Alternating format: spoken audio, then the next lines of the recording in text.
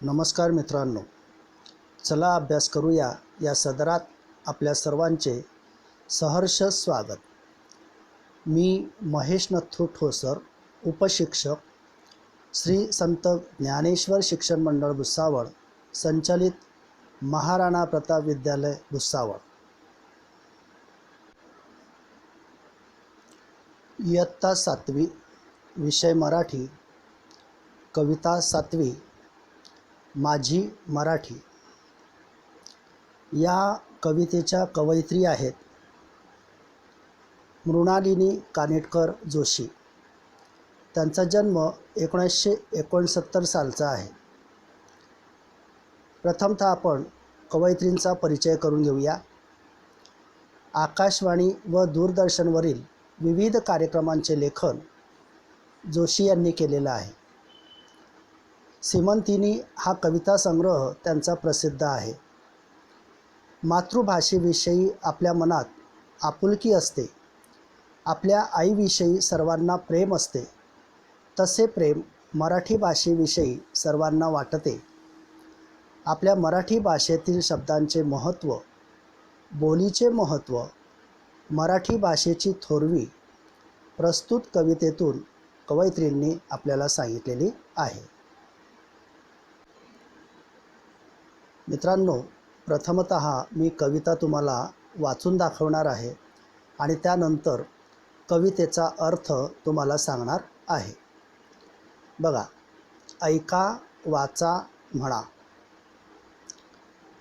माझी भाषा माझी आई, अर्थ भावनांना देई, तिच्या राहावे ऋणात, होऊ नये उतराई, तिच्या एकेका शब्दाला रत्न कांचनाचे मोल, कधी तप्त लोहापरी, कधी चांदणे शीतल, रान वाऱ्याच्या गंधात माझी मराठी भिजली, लेऊनिया नाना बोली माझी मराठी सजली।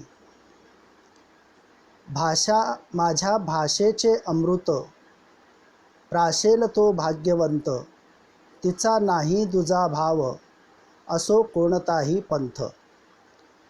माझ्या मराठी भाषेची काय वर्णावी थोरवी, दूर देशी ऐकू येते माझ्या मराठीची ओवी। कवयित्रीने या कवितेमध्ये मराठी भाषेची थोरवी म्हणजे तिची महानता व तिचं सौंदर्य, तिचं महत्त्व या कवितेमध्ये वर्णन केलेलं आहे। आता बघा कवयित्री काय म्हणतायत ते। माझी भाषा माझी आई। मराठी भाषा महाराष्ट्रात जन्मलेल्या प्रत्येकाची मराठी ही मातृभाषा आहे। मराठी ही आपली मायबोली आहे, त्याचप्रमाणे ती आपली आई आहे। मराठी भाषेला कवयित्रीने आई म्हटलेलं आहे। असं का म्हटलेलं आहे तर जसं आई आपल्या मुलाला जन्म देते, त्याला लहानपणापासून खाऊपिऊ घालते, मोठं करते, त्याला शिकवते, त्याच्यावर चांगले संस्कार करते, त्याचप्रमाणे मराठी भाषा देखील तिच्या लेकरांवर चांगले संस्कार करते, त्यांना मोठं करते, त्यांना ज्ञानी बनवते, अनेक प्रकारचं ज्ञान त्यांना देते। आणि म्हणून मराठी भाषेला कवयित्रीने आई म्हटलेलं आहे। माझी भाषा माझी आई। मराठी ही माझी मातृभाषा आहे आणि ती माझी आई आहे। अर्थ भावनांना देई। आपल्या ज्या काही वेगवेगळ्या भावना असतात, मग त्या सुखाच्या असतील, दुःखाच्या असतील, आश्चर्याच्या असतील, तिरस्काराच्या असतील, अशा वेगवेगळ्या प्रकारच्या भावना ज्या आहेत, त्या भावना व्यक्त करण्यासाठी आपण कशाचा वापर करतो बरं? कशा पद्धतीने आपण त्या व्यक्त करतो बरं? तर या भावना व्यक्त करण्यासाठी आपण भाषेचा वापर करतो। आणि जी भाषा आपण जन्मापासून बोलतो, म्हणजे जी आपली मातृभाषा आहे, त्या भाषेमध्ये आपल्याला अशा प्रकारच्या भावना व्यक्त करणं सहज सोपं जातं। आणि अशा प्रकारे ही मराठी भाषा जी आहे किंवा ही आपली मातृभाषा जी आहे ती आपल्या भावनांना अर्थ देते, तिच्यामुळेच आपल्या भावनांना अर्थ प्राप्त होतो. तिच्या राहावे ऋणात होऊ नये उतराई. ऋण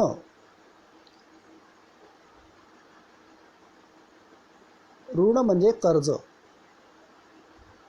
मग कवयित्री म्हणतायत की मला तिच्या ऋणात राहावेसे वाटते, तिच्या ऋणातून मुक्त होण्याची माझी इच्छा नाही. होऊ नये उतराई. उतराई याचा अर्थ कर्जाची फेड करणे, कर्जाची परतफेड करणे, कर्जातून मुक्त होणे. ज्याच्याकडून आपण जे काही घेतलेलं आहे त्या बदल्यात त्याला काहीतरी परत करणे आणि त्या व्यवहारातून एक प्रकारे आपण मुक्त होणे. एखाद्याच्या ऋणातून, एखाद्याच्या कर्जातून, एखाद्याच्या उपकारातून आपण मुक्त होणे याला म्हणतात उतराई. मग कवयित्री म्हणतायत की मला अशा प्रकारे या माझ्या मायबोलीच्या उपकारातून मला मुक्त व्हायचं नाही, मला तिच्याकडनं अजून बरंच काही घ्यायचं आहे, त्यामुळे मी तिच्या उपकारातून मुक्त होऊ इच्छित नाही, मी तिच्या ऋणात नेहमी राहू इच्छिते. तिच्या एकेका शब्दाला रत्न कांचनाचे मोल. मराठी भाषा जी आहे ती अतिशय महान आहे, अर्थपूर्ण आहे. तिच्या प्रत्येक शब्दाला विशिष्ट असा अर्थ आहे. केवळ अर्थ नाही आहे तर त्याला किंमत देखील आहे. आणि ती किंमत कशी आहे तर रत्न कांचनांची किंमत आहे.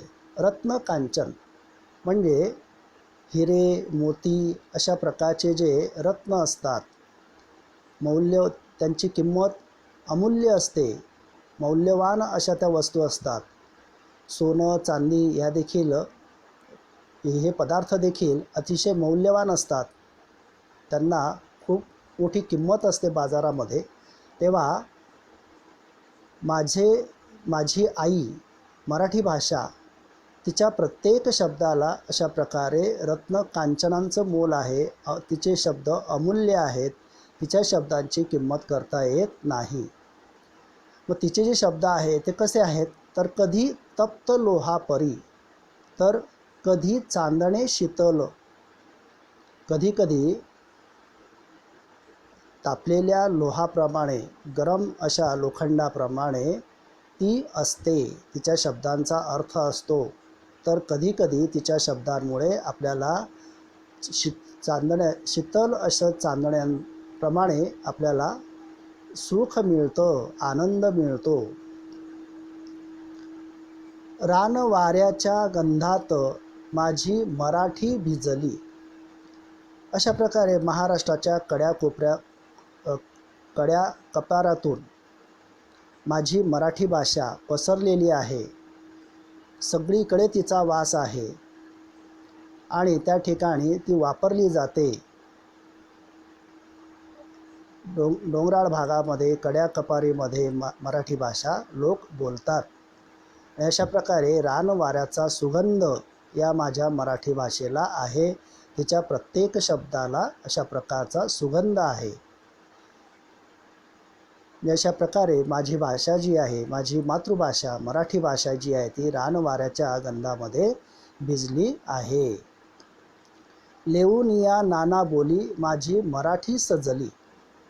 बघा, आपण आपल्या महाराष्ट्राचा जर विचार केला तर दर 10 मैलावर बोली बदलते असं म्हणतात. जशा प्रकारे दर 10 मैलावर लोकांची बोलीभाषा जी आहे ती बदलत असते, अशा अनेक प्रकारच्या बोलीभाषा आपल्या महाराष्ट्रामध्ये मराठीमध्ये आहे. आणि या प्रत्येक बोलीभाषेतील शब्दांचा आपण किंवा त्या भागातील लोक ते वापर करतात आणि त्यामुळे आपली भाषा मराठी भाषा ही त्यामुळे समृद्ध झालेली आहे, श्रीमंत झालेली आहे. त्यामुळे ती सजली आहे, नटली आहे, सुंदर बनलेली आहे.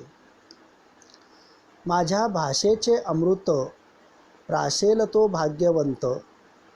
अशा प्रकारे माझी भाषा जी आहे ती अतिशय समृद्ध आहे, महान आहे. त्याचप्रमाणे तिचे शब्द जे आहेत ते अमृतासारखे आहेत, मधुर आहेत. आणि असं अमृत जो प्राशन करतो तो अमर बनतो, तो मरत नाही, तो नष्ट होत नाही. तसंच माझी मराठी भाषा जी आहे ती देखील अमृताप्रमाणे मधुर आहे. आणि मग अशी माझी मातृभाषा, तिचा जो अभ्यास करील, तिचा जो स्वीकार करील, तो भाग्यवंत ठरेल, नशीबवान ठरेल. प्राशन करणे म्हणजे पिणे, भाग्यवंत म्हणजे नशीबवान. अशा प्रकारे माझ्या मराठी भाषेचं अमृत, मराठी अमृतासारखी माझी मराठी भाषा जी आहे, सुंदर आणि मधुर गोड अशी जी भाषा आहे, ती भाषा जो शिकेल, त्या भाषेतून जो ज्ञान मिळवेल तो भाग्यवंत ठरेल. त्याला कुठल्याही प्रकारची कमतरता पडणार नाही. तिचा नाही दुजा भाव असो कोणताही पंथ. दुजा भाव करणे याचा अर्थ भेदभाव करणे. माझी मराठी भाषा अशा प्रकारे कुठल्याही प्रकारचा भेदभाव करत नाही. उच्च नीच, श्रेष्ठ कनिष्ठ, धर्मावरून, जातीवरून, पंथावरून, लिंगावरून, भाषेवरून अशा कुठल्याही प्रकारचा ती भेदभाव करत नाही. ती सगळ्यांना समानतेने वागवते, सगळ्यांना समान ज्ञान देते. तिचा अभ्यास करणाऱ्याला ती प्रसन्न होते. अशा प्रकारे ती कुठल्याही प्रकारचा भेदभाव न करता ती सर्वांना समानतेने वागवते. माझ्या मराठी भाषेची काय वर्णावी थोरवी. माझी मराठी भाषा इतकी महान आहे की तिची महानता मी किती सांगू बरं. ती केवळ भारतातच बोलली जाते असं नाही, तर भारताबाहेर देखील वेगवेगळ्या देशांमध्ये मराठी भाषा बोलणारे लोक आहेत. त्या ठिकाणी मराठी भाषेचे वेगवेगळे कार्यक्रम आयोजित केले जातात आणि त्या ठिकाणी मराठी भाषेचे बोल त्या घुमतात, आपल्याला ऐकायला मिळतात. एवढी माझी मराठी भाषा महान आहे, संपूर्ण जगामध्ये ती पसरलेली आहे. अशा प्रकारे या ठिकाणी ही कविता संपलेली आहे. आता या कवितेवर आधारित काही प्रश्न आपण बघूया. प्रश्न पहिला, खालील आकृत्या पूर्ण करा. त्यामध्ये अ प्रश्न आहे, कवयित्रीचे मराठी भाषेशी नाते. आता कवयित्रीचं मराठी भाषेशी नातं कोणतं आहे, तिने मराठी भाषेला काय म्हटलेलं आहे हे आपण सुरुवातीलाच पाहिलं आहे. या कवितेमध्ये सुरुवातीलाच ते दिलेलं आहे. मग काय म्हटलेलं आहे कवयित्रीने मराठी भाषेला? आई. म्हणजे अशा प्रकारे कवयित्री आणि मराठी भाषा यांच्यामध्ये आई आणि मुलगी अशा प्रकारचं नातं आहे. त्यानंतर खरा भाग्यवंत कोण, त्याचा आ प्रश्न आहे, खरा भाग्यवंत. आता खरा भाग्यवंत म्हणजे नशीबवान कोणाला म्हटलेलं आहे, तर जो ही मराठी भाषा शिकेल, या मराठी भाषेचं अमृत प्राशन करेल, म्हणजेच ही मराठी भाषा शिकेल, तो खरा भाग्यवंत आहे. म्हणजे मराठी भाषेचं अमृत प्राशन करणारा असं त्या ठिकाणी उत्तर अपेक्षित आहे. त्यानंतर ई प्रश्न आहे, मराठी भाषेची वैशिष्ट्ये. या ठिकाणी 3 गोल दिलेले आहेत, म्हणजेच मराठी भाषेची 3 वैशिष्ट्ये या कवितेमध्ये सांगितलेली आहेत. ती कोणती, तर मराठी भाषा जी आहे ती अमूल्य आहे, मौल्यवान आहे. तिच्या प्रत्येक शब्दाला किंमत आहे, फार मोठी किंमत आहे असं आपण बघितलं. म्हणजेच त्या ठिकाणी रत्न कांचनांच्या मोलाची असं पहिल्या गोलामध्ये उत्तर अपेक्षित आहे. त्याचप्रमाणे दुसरं वैशिष्ट्य म्हणजे ती लोहासारखी उष्ण आहे, उष्ण लोखंडासारखी. आणि तिसरं शीतल चांदण्यांसारखी असं त्या ठिकाणी उत्तर अपेक्षित आहे. त्यानंतर पुढचा प्रश्न आहे ई, मराठी भाषेसाठी कवितेत आलेले शब्द. या ठिकाणी देखील 3 गोल दिलेले आहेत, म्हणजे या ठिकाणी 3 शब्द अपेक्षित आहे. मराठी भाषेसाठी कवितेमध्ये आलेले शब्द कोणते आहेत? तर मराठी भाषेला कवयित्रीने स्वतःची आई म्हटलेलं आहे, म्हणजे आई हा शब्द आलेला आहे मराठी भाषेविषयी. त्याचप्रमाणे मराठी भाषा ही कशी आहे? तर अमृतासारखी मधुर गोड आहे, म्हणजे अमृत असा शब्द मराठी भाषेविषयी वापरलेला आहे. आणि तिसरं, मराठी भाषेसाठी ओवी हा शब्द वापरलेला आहे. दूर देशामध्ये ह्या ओव्या आपल्याला ऐकायला मिळतात मराठी भाषेच्या. हे ओवी, आई, अमृत आणि ओवी असे 3 शब्द या कवितेमध्ये मराठी भाषेविषयी वापरलेले आहेत. तर अशा प्रकारे उर्वरित प्रश्न जे आहेत ते देखील तुम्ही सोडवायचे आहेत.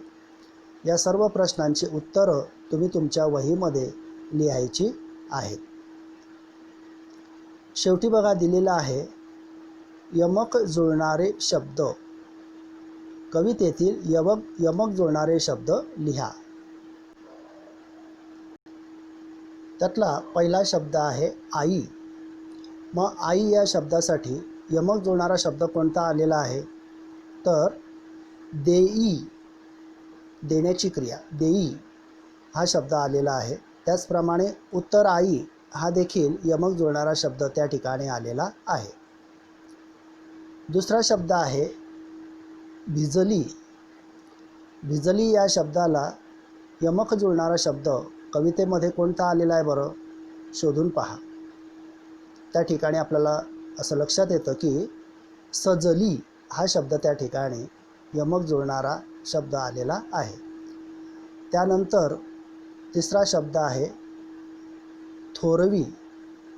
या शब्दाचा यमक जुळणारा शब्द म्हणजे ओवी असा शब्द आलेला आहे. तर अशा प्रकारे हे यमक जुळणारे शब्द ते देखील आपल्याला सांगता आले पाहिजे. विद्यार्थी मित्रांनो, तुमच्या पुस्तकामध्ये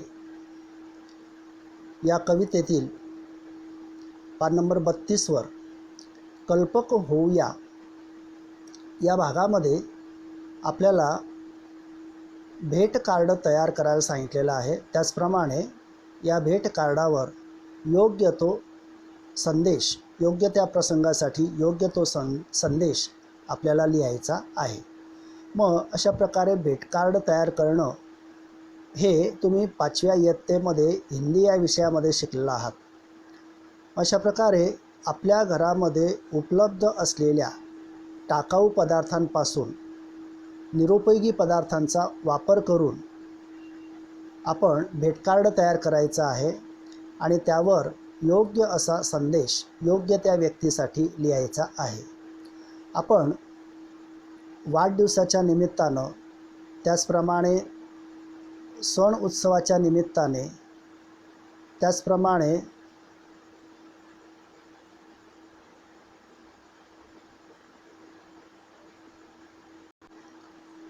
नवीन वर्षाच्या निमित्ताने आपण एक दुसऱ्यांना शुभेच्छा देत असतो. उदाहरणार्थ दिवाळीच्या निमित्तानं आपण शुभेच्छा देतो. दिवाळीच्या लक्ष लक्ष शुभेच्छा. दिवाळीच्या दिव्यांप्रमाणे आपलं आयुष्य प्रकाशमय हो, अशा प्रकारच्या शुभेच्छा आपण दिवाळीच्या निमित्तानं देतो. नवीन वर्ष आपणास सुख समृद्धी व निरोगी जाओ, अशा प्रकारच्या शुभेच्छा आपण नवीन वर्षाच्या निमित्तानं देतो. वाढदिवसाच्या निमित्तानं आपण हिंदीतलं एक वाक्य वापरतो, तुम जियो हजारो साल, साल के दिन हो 50,000. अशा प्रकारच्या कवितेच्या ओळी, सुवचनं यांचा वापर करून आपण भेट कार्ड तयार करायचं आहे आणि त्यावर योग्य तो संदेश लिहायचा आहे. त्याचप्रमाणे आपण संदेश कोणाला देतो आहोत, शुभेच्छा कोणाला देतो आहोत, संदेश कोणासाठी लिहितो आहोत, ती व्यक्ती आपल्यापेक्षा मोठी आहे का आपल्यापेक्षा लहान आहे का आपल्या बरोबरीची आहे, या गोष्टी लक्षात घेऊन देखील आपण योग्य त्या शब्दांचा वापर केला पाहिजे. उदाहरणार्थ, जर आपल्यापेक्षा वयाने मोठ्या असणाऱ्या मानाने मोठ्या असणाऱ्या व्यक्तींना आपण जर शुभेच्छा देत असू, उदाहरणार्थ आपली आईवडील किंवा आपले गुरुजी, आपल्यापेक्षा वयाने मानाने मोठा असणाऱ्या व्यक्ती ज्या आहेत त्यांच्यासाठी आपण साष्टांग नमस्कार, साष्टांग दंडवत अशा प्रकारच्या शब्दांचा वापर करायचा असतो. त्याचप्रमाणे आपल्यापेक्षा लहान असेल तर त्यांच्यासाठी चिरंजीव, आशीर्वाद, गोड पापा अशा प्रकारच्या शब्दांचा वापर आपण करू शकतो. आणि आपल्या बरोबरीचे असेल तर त्यांच्यासाठी प्रिय अशा प्रकारचा शब्द आपण वापरू शकतो. तर या सगळ्या गोष्टी लक्षात घेऊन आपण भेटकार्ड तयार करायचा आहे आणि त्यावर योग्य तो संदेश लिहायचा आहे. अशा प्रकारे या ठिकाणी ही कविता आणि या कवितेवर आधारित काही प्रश्न मी आपल्याला सांगितलेले आहेत. धन्यवाद.